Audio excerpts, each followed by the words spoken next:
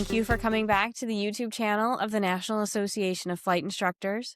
I'm Sarah Stout, the Program Development Manager here at NAFI, back with another regulatory and guidance update. If you are already a NAFI member, be sure to join us at nafimentor.org. NAFI memberships are what keep this content coming. You can save $5 on your first NAFI membership with the promo code REGSAVE5. Let's get started for February 2026. We have updates from a wide variety of sources this month. We'll get started with updates from the TSA, followed by 3 new information for operators, or InFOs, from the FAA, an update to the Compliance and Enforcement Program, and wrap up with a bill in the House of Representatives. Links to all of the resources referenced in this video are in the show notes. On January 23, 2026, the TSA published version 2.0 of the Candidate, Provider, and Small Entity Compliance and Other Government User Guides. All of these guides are available in PDF format on the Flight Training Security Program website under the User Guides tab. A notice on the FTSP website notes that the Candidate Guide will display version 1.0 but has been updated with new information. Information for Operators, or InFO 26003, Spatial Disorientation Training for Pilots, was published on January 22, 2026, targeting Part 91, Part 91 Subpart K, and Part 135 operators. This info is the result of a process that started from a safety recommendation from the NTSB after a high-profile helicopter fatal accident in California in early 2020, where spatial disorientation was identified as a safety issue.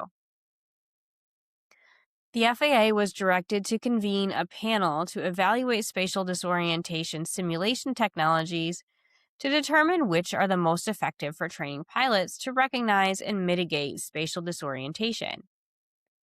An FAA work group, followed by an FAA steering committee, adopted recommendations in early 2023, and the FAA now recommends operators incorporate spatial disorientation theoretical and practical training into their operations.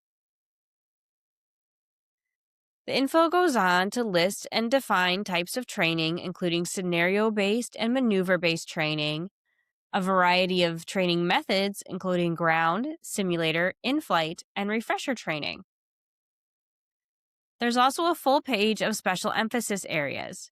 It includes links to the steering committee and NTSB recommendations. At only 4 pages, this one is well worth the time to read. It is also an excellent example to share with your learners how an accident investigation can lead to safety recommendations and how those recommendations are put into action. Published on January 26, 2026, Info 26004, Runway Data Publication Sources and Use of Runway Length Data to Prevent Overruns, warns pilots of the potential misapplication or misinterpretation of published runway length data sources. In the background paragraphs of this info, the FAA stated that recent discussions with flight training instructors and program managers highlighted that many pilots are referencing or using the wrong runway length data when calculating takeoff performance or landing data. Over the next 2 pages, the FAA discusses the types of declared distances available in the FAA published chart supplements, difference between certain commercially produced runway data, and caution that commercially developed flight publications do not require an immediate notification to users of airport information changes. In other words, always be sure to check the NOTAMs. This one is well worth the read and includes links to a number of resources, including FAA training videos on these topics. Info 26002, entitled Impaired or Intoxicated Passengers Aboard Title 14 of the Code of Federal Regulations, Part 91 or Part 135 flights, was issued on January 13, 2026. This info warns of the increased safety risks associated with carrying passengers who are impaired or intoxicated, especially if they could accidentally or intentionally interfere with the flight controls. The info highlights that carrying impaired or intoxicated passengers has been a contributing factor in past aviation accidents. Flight crew members are encouraged to learn how to identify impaired or intoxicated passengers and provides a brief list of possible identifying behaviors.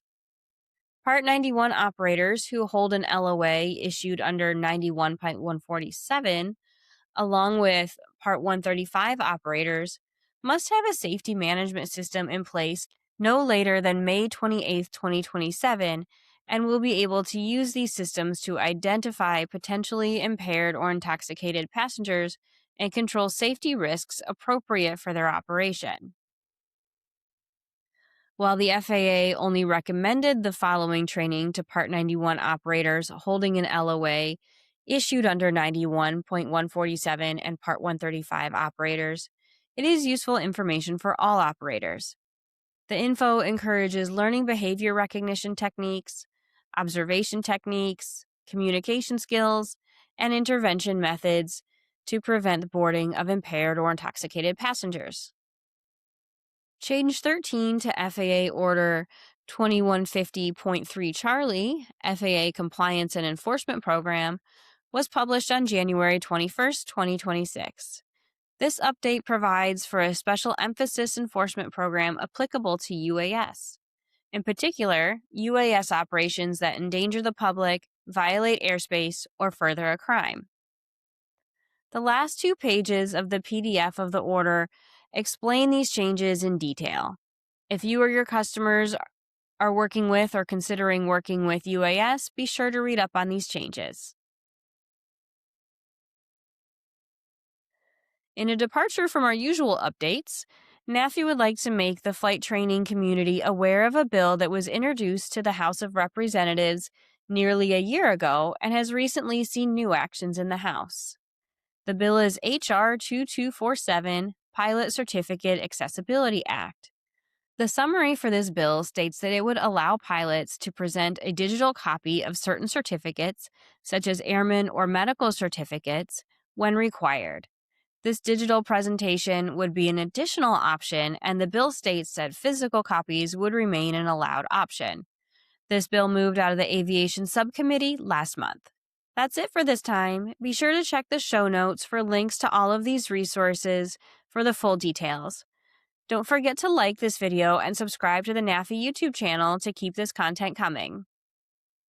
And one last reminder to save $5 on your new NAFI membership at nafimentor.org with promo code REGSAVE5. We'll see you next time.